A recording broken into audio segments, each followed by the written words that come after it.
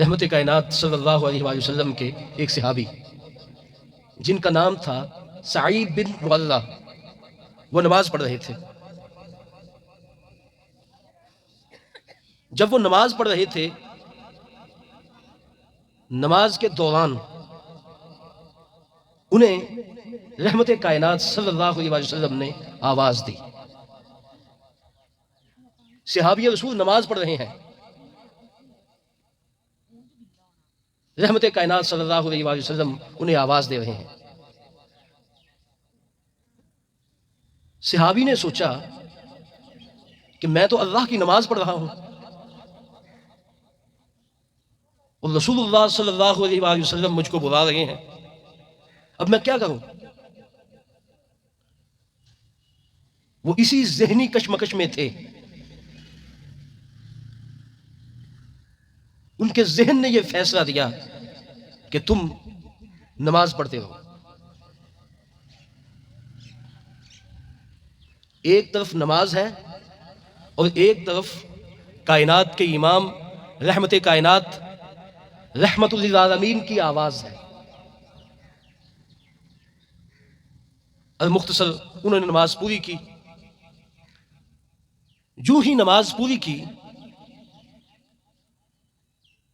وہ صحابی رحمت کائنات صلی اللہ علیہ وسلم کے پاس پہنچے اور جا کر کیا کہا؟ فقلت یا رسول اللہ انی کنت اصلی، اے اللہ کے رسول میں تو نماز پڑھ رہا تھا، میں نے آپ کی آواز سنی لیکن میرے ضمیر نے یہ فیصلہ کیا کہ نماز پڑھتے رہو۔ رحمت کائنات صلی اللہ علیہ وسلم نے فرمایا الم یقل اللہ، تمہیں معلوم نہیں اللہ تعالیٰ نے قرآن مجید فرقان حمید میں کیا کہا ہے؟ وہ صحابی پوچھنے لگے یا رسول اللہ بتلا دیں۔ رحمت کائنات صلی اللہ علیہ وسلم نے فرمایا استجیبوا للہ وللرسول اذا دعاکم، اللہ رب العزت فرماتا ہے اے محمد کے صاحب، جب تم نماز قائم کر رہے ہو، اگر اس دوران محمد رسول اللہ صلی اللہ علیہ وسلم تمہیں آواز دیں، رب یہ کہتا ہے کہ میری نماز چھوڑ دو، محمد رسول اللہ کی آواز پہ لبیک کہہ دو۔ استجیبوا للہ وللرسول اذا دعاکم، رب کا یہ اعلان ہے کہ میری نماز چھوڑ دو، محمد رسول اللہ صلی اللہ علیہ وسلم کی آواز پہ حاضر ہو جاؤ۔ ایک طرف اللہ کی نماز ہے اور ایک طرف رحمت کائنات کی آواز ہے۔ خود خالق اپنے محبوب کے بارے میں یہ کہتا ہے کہ میری نماز کو چھوڑ دو، میرے محبوب کی آواز پہ لبیک کہہ دو۔ یہ مقام ہے رحمت کائنات صلی اللہ علیہ وسلم کا۔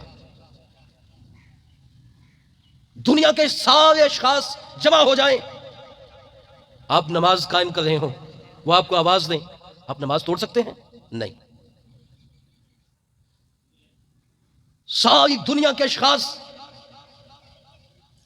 ان میں صحابہ بھی ہوں، ان میں تابعین بھی ہوں، ان میں تبع تابعین بھی ہوں، ان میں ائمہ دین بھی ہوں، ان میں محدثین بھی ہوں، ان میں اولیاء کرام بھی ہوں، ان میں صلحاء بھی ہوں، ان میں اتقیاء بھی ہوں، ساری کائنات کی آواز ایک طرف ہو اور ایک طرف اللہ کی نماز ہو، ساری کائنات کی آواز پہ آپ اللہ کی نماز نہیں چھوڑ سکتے۔